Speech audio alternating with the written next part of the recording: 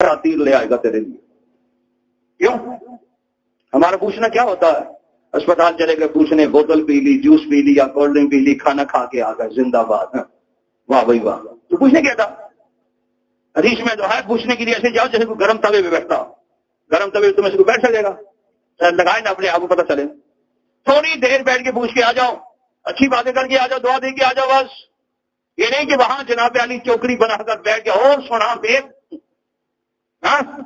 اور ساتھ چائے چل رہی ہے جناب، ہوتا چلم ساتھ چل رہی ہے، ہاتھ میں فلم چل رہی ہے اور آیا پوچھنے کے لیے، تبوش کے لیے. واہ. ہم سوچیں ذرا،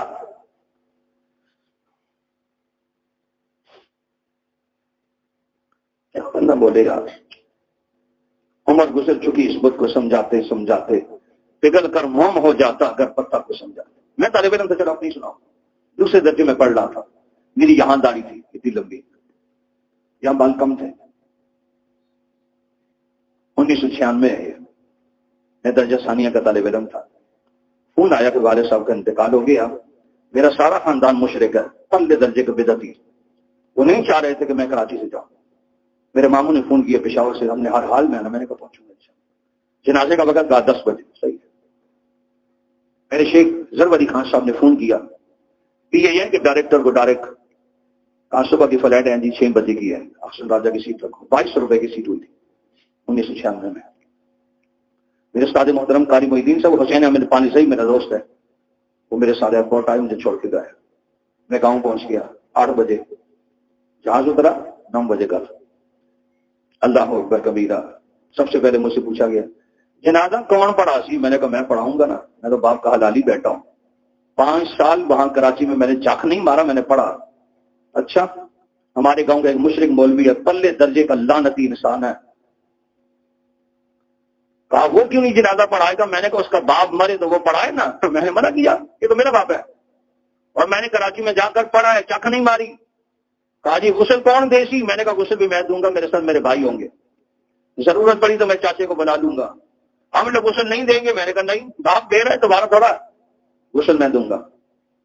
اچھا، تو میں نے چاچے سے کہا یہ جو بوری پڑی ہے کس چیز کی ہے؟ چینی کی. میں کیوں؟ جنازے کے بعد گاؤں میں بانٹتے ہیں. تو میں نے کہا کیوں؟ میرے باپ کی دوسری شادی ہو رہی ہے. آج کل ہمارے گاؤں میں چھوارے بانٹتے ہیں جنازے کے بعد. لو جی چھوارے، شادی ہو گئی. چھوارا خوشی پہ مانتے غم پہ؟ جی نکاح کی سنت ہے، چھوارے بانٹ رہے ہیں. سب رشتے دار ہو رہے ہیں میرے گلے مل کے. پیو مر گیا جی، پیو مر گیا. اچھا جی، میرا باپ والد صاحب کو شوگر تھی، پھر شوگر سے کینسر ہو گئی. میری 2 بہنیں نابالغ تھی، اتنی تھی 2 بہنیں تھیں، اور میرے والد صاحب اچانک مرے. ہاسپٹل میں لمبے داخل نہیں ہوئے، راستے میں چلتے چلتے گرے. ہاں جی، اب وہ معصوم بچیاں نابالغ ہے. اور میرے بھائی لوگوں پر اتنا زور ڈالا رشتے داروں نے کہ میرے بھائی نے 9 دیگے کھانا بنایا، کھچڑی اور ساتھ 9 دیگے لے کر آئے، دیسی گھی کی کرستر 9 خاندان کو کھلانے ہیں. میں آپ سے پوچھتا ہوں، خفا نہیں ہونا میری بات پر، ایسے معصوموں کے گھروں میں کھانا کھاتے ہمیں شرم آنی چاہیے کہ نہیں؟ خود بولو جی، آنی چاہیے نا یار. میرے گلے مل کے چاچا روتا رہا، میرا ماموں روتا رہا، والد کے ماموں روتے رہے سارے. میری بہنوں معصوموں کو جوڑی میں رہ کر میری خالہ روتی رہی، سب روتے رہے. میرے باپ کا جنازہ نکلا تو اس کے بعد کہنے لگے دسترخوان لگانا، ہمیں کھانا کھلانا. شرم نہیں آتی؟ ہونی چاہیے تھی شرم. جن گلوں کو مل کر تم روتے رہے. اسی بچی سے خالہ آواز دے رہی ہے بیٹا بریانی اچھی لے آنا، 2 ٹین جو ہے نا اس کے اندر بوٹیاں بھی ڈالنا، مہمان ہے. اب ابھی تو تم گلے مل کے رو رہی تھی. قسم خدا کی ہم نے تو دین کا جنازہ اپنی قوم برادریوں کے اندر سے ایسے نکالا ہے، اگر ہندو اور سکھ ہمیں دیکھے تو وہ عبرت پکڑ سکتا ہے کہ یہ مسلمان یہ رہ گئے. ابھی گلے مل کے رو رہے تھے، ان معصوم بچوں کی سروں پہ ہاتھ رکھ رہے تھے. اب انہی سے کہہ رہے کھانا کھلا، نال روٹیاں بھی پا. کچھ سوچے یار. میں پہلے اپنے گھر سے شروع کروں. میں نے جنازہ پڑھایا، میں نے بھائی سے کہا خیرات کھانے کے لیے کوئی نہیں آئے گا، میں نے بانٹنی ہے. کہا ٹھیک ہے. مدرسے ہمارے پاس طالب علم بلائے، خانک میں گھی لگایا، چنو بابا تھا کھچڑی بنانے والا، اس نے ڈالی، اتنے دیسی گھی ڈالا. طلبا سے کہا ہمارے محلے میں دو، سب کو بولو اعظم لالا کی خیرات ہے، خود بھی کھاؤ پڑوسی کو بھی کھلاؤ. 9 دے گے. عصر مغرب تو ختم کر دی، ساری بانٹی. میں نے کہا خیرات ہو گئی، جان چھٹی پر. یار یہ ہوتا ہے. ہم سوچیں ذرا، آپ کا وسلم حضرت عبداللہ بن جعفر کے گھر میں حضرت جعفر طیار رضی اللہ تعالیٰ عنہ شہید ہو گئے. کون؟ جعفر تیار، حضرت علی کے بھائی تیار کیوں بولتے ہیں؟